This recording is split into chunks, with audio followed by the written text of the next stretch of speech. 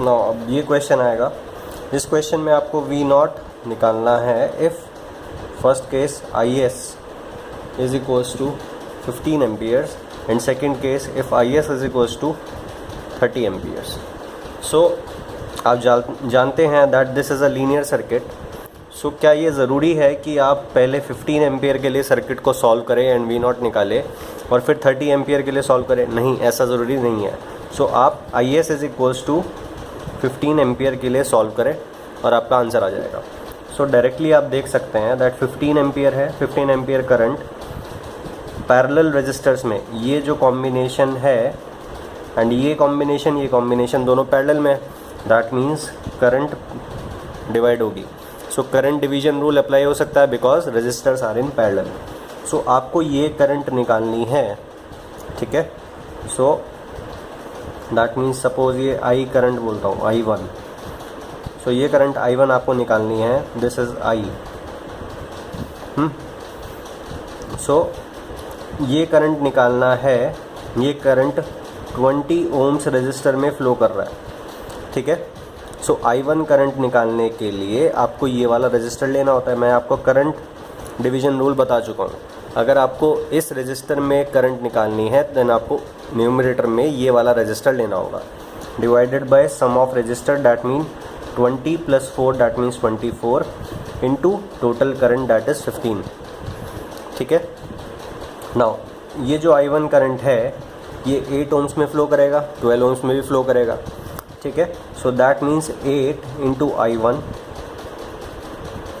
Is equals to V naught, ठीक है। सो यहाँ से आप वी नॉट इस तरह से भी निकाल सकते हैं, या फिर आप ये देख लें कि ये आपका नोड वोल्टेज होगा V1। नोडल एनालिसिस से आप एक KVL इक्वेशन बनाएंगे, ठीक है, और एक KCL इक्वेशन के बाद आप V1 के लिए सॉल्व करेंगे, ठीक है। सो V1 जैसे ही सॉल्व हो जाएगा उसके बाद ये करंट आप निकाल सकते हैं। फिर ये करंट निकालने के बाद V naught is equals to 8 into this current I1, ये आप निकाल सकते हैं, ठीक है। सो इस तरह से भी आप कर सकते हैं। फिर एक और चीज़ आप कर सकते हैं, V naught is equals to 8/12 + 8 into voltage कितना है इसके अक्रॉस, ये प्लस माइनस कितना है V1, और ये V1 के रेस्पेक्ट में ये दोनों रजिस्टर क्या हैं, सीरीज़ कॉम्बिनेशन में है ना। सो that means voltage division rule apply हो सकता है, ठीक है। सो 8 ओम्स के अक्रॉस कितना वोल्टेज आएगा, V नॉट, ठीक है। सो ये इस तरह से आप ये वोल्टेज डिवीजन रूल भी लगा सकते हैं, 8/12 + 8 इंटू टोटल वोल्टेज V1, और ये V1 कहाँ से निकलेगा, आपका नोडल एनालिसिस से। सो इस तरह से भी आप कर सकते हैं। फिर एक और तरीका है, वो क्या है, किसी भी तरह से आप कर सकते हैं बेसिकली।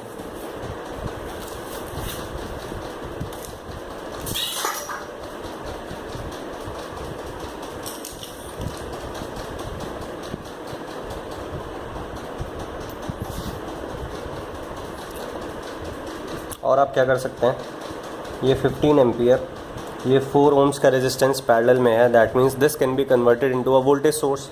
सो ये 60 वोल्ट का सोर्स बन जाएगा इन series with resistance 4।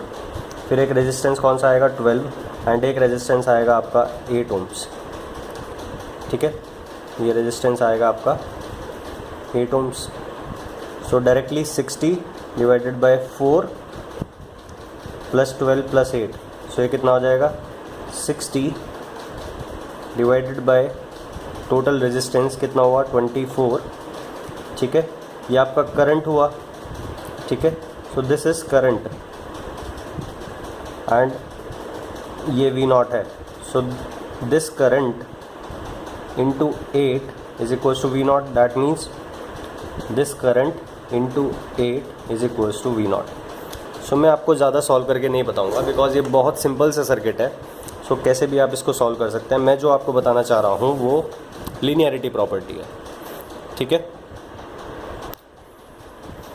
So 15 amperes के लिए V नॉट कितना आया आपका, ये 15 एम्पियर है तो आपका आया 20 वोल्ट्स। तो अगर ये 30 एम्पियर का सोर्स आप लगाओगे तो ये 2 टाइम्स हो गया सोर्स, तो ये रिस्पॉन्स जो है वो भी 2 टाइम्स हो जाएगा, दैट मीन्स ये वोल्ट।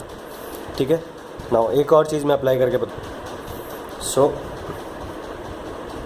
अब मैं क्या करता हूँ, ये उसने क्या बोला, plus minus V naught. So मैं खुद से एज्यूम कर लेता हूँ that this response is 1 ampere.